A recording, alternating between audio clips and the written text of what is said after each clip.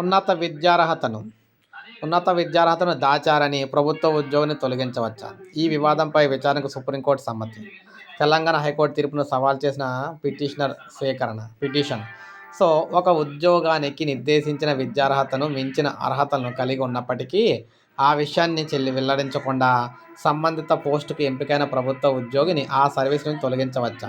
ఈ వివాదంపై విచారణ జరిపేందుకు జస్టిస్ పిఎస్ నరసింహ నేతృత్వంలోని సుప్రీంకోర్టు త్రిసభ్య ధర్మాసనం అంగీకరించింది. తెలంగాణ హైకోర్టు తీర్పును సవాల్ చేసిన పవర్ సుభాష్ ఇక్కడ పిటిషనర్పై కేంద్రానికి నోటీస్ జారీ చేసింది. వర్క్ అసిస్టెంట్ ఉద్యోగం నుంచి పవర్ సుభాష్ను కేంద్రం ప్రభుత్వం తొలగించడాన్ని తెలంగాణ హైకోర్టు సమర్థిస్తూ 2025 నవంబర్ 8 తీర్పు ఇచ్చింది. ప్రాథమికంగా ఈ తీర్పు తప్పు. దాన్ని మేము పరిశీలిస్తాం. ఉన్నత విద్యార్హతలు కలిగి ఉండటం ఉద్యోగానికి అనర్హత కాబోదని ఇదివరకే సుప్రీంకోర్టు తీర్పునిచ్చింది అని జస్టిస్ తెలిపారు. అయితే ఈ నేపథ్యంలో 10వ తరగతి విద్యార్హతతో పవర్ సుభాష్ అనే వ్యక్తి వర్క్ అసిస్టెంట్ పోస్టులో 2010లో చేరారు. 2006లోనే ఇంటర్మీడియట్ ఉత్తీర్ణుడైన విషయాన్ని దరఖాస్తులో వెల్లడించలేదు. ఉద్యోగంలో చేరిన తర్వాత 2013లో ఇచ్చిన డిక్లరేషన్లో తన ఇంటర్మీడియట్ అర్హత విషయాన్ని వెల్లడించాడు. ఉద్దేశపూర్వకంగానే సుభాష్ ఈ సమాచారాన్ని దాచిపెట్టారని పేర్కొంటూ ఉద్యోగం నుంచి కేంద్ర ప్రభుత్వం అతను తొలగించింది. దీనిపై కేంద్ర పరిపాలనా ట్రైబ్యునల్లో తొలుత సుభాష్కు అనుకూలమైన నిర్ణయం వచ్చింది.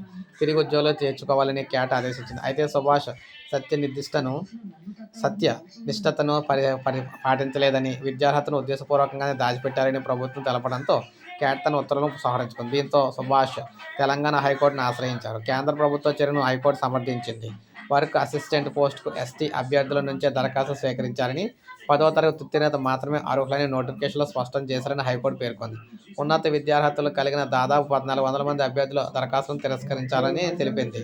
10వ తరగతి అర్హతను చూపడం వల్లే ఆ స్క్రూనిటీ నుంచి సుభాష్ తప్పించుకుని రాత పరీక్షకు అర్హత సాధించి ఆ తర్వాత ఉద్యోగం పొందారని స్పష్టం చేసింది.